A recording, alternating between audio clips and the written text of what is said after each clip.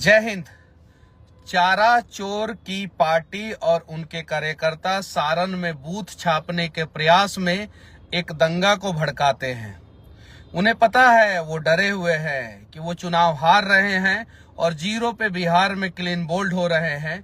इसलिए सारण में कल जो दंगा हुआ था चुनाव के दौरान, उसका असर जो है आज ये है कि सारण में चारों तरफ से इंटरनेट बंद कर दिया गया है और सारे के सारे लोग परेशान हैं। तो ये जो जंगल दल जो है, वो वसूली दल जो है, बूथ कैप्चरिंग दल जो है, और चारा चोर के जो पुत्र हैं और उनके जो कार्यकर्ता हैं, ये लोग अगर सरकार में आएंगे तो यही सब करेंगे। ये लोग तो आने से पहले जो है वो दंगा भड़काते हैं। सारण जैसे शांत जगह में जो है वो जहर घोलने का प्रयास करते हैं, वहां के लोगों को परेशान करते हैं। तो ये कहीं नहीं तो कहीं गलत है और प्रशासन से मैं विनती करना चाहता हूं कि ऐसे ऐसे लोगों पे कड़ा से कड़ा कार्रवाई करे। जिन लोगों की गलतियों के वजह से जो है सारण में दंगा हुआ और फिर उसके बाद से गोली चली, उसके बाद से कुछ लोगों की मौत हुई, और इसका जिम्मेवार सिर्फ और सिर्फ एक है, लालू का परिवार और राष्ट्रीय जनता दल का परिवार, राष्ट्रीय जनता दल के कार्यकर्ता।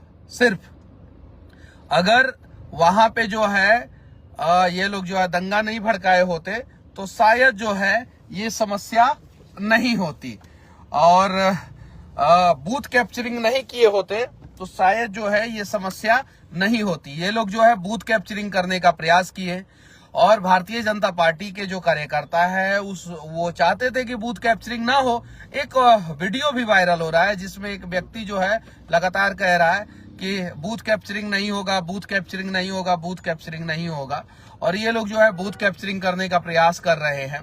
पहले भी पूरे भारत में सबसे ज्यादा बूथ कैप्चरिंग जो है वो बिहार में होता था, जब बिहार के मुख्यमंत्री लालू प्रसाद यादव और उनकी पत्नी राबड़ी देवी हुआ करती थी। उसके बाद से बिहार से बूथ कैप्चरिंग जो है वो खत्म हुआ, लेकिन इन लोगों को इस बार लगने लगा है कि ये लोग तो एक भी सीट जीतने वाले नहीं हैं, तो फिर से ये लोग जो है बूथ कैप्चरिंग के दम पे जो है चुनाव जीतने का प्रयास करने लगे।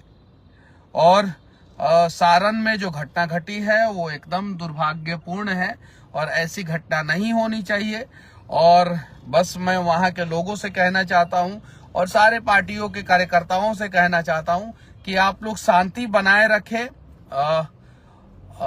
और प्रशासन का सहयोग करें, लॉ एंड ऑर्डर का सपोर्ट करें, क्योंकि राष्ट्रीय जनता दल जो अपने आप को कहता है वो राष्ट्रीय जनता दल है नहीं।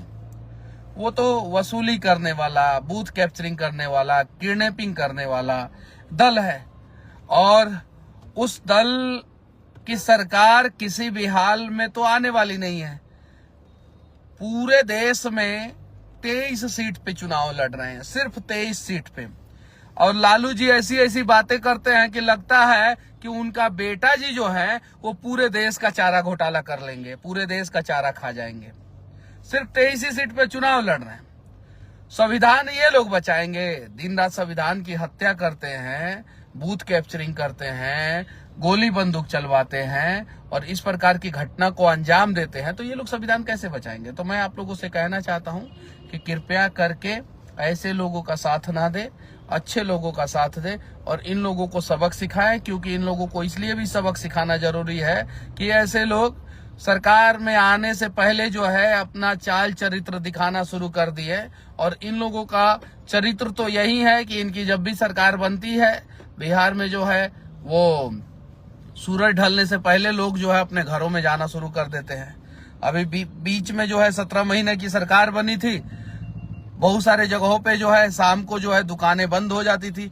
इसलिए भी बंद हो जाती थी क्योंकि उन्हें पता था कि कोई ना कोई रंगदारी दल का जो है कोई कार्यकर्ता आएगा, नेता आएगा और रंगदारी, वसूली, मारपीट ये करना शुरू कर देगा, सामान खरीद के जाएगा, पैसा नहीं देगा। तो इन सब चीजों से बचने के लिए आपके पास सिर्फ और सिर्फ एक ही विकल्प है। 16 सीट पे अभी चुनाव बचा हुआ है।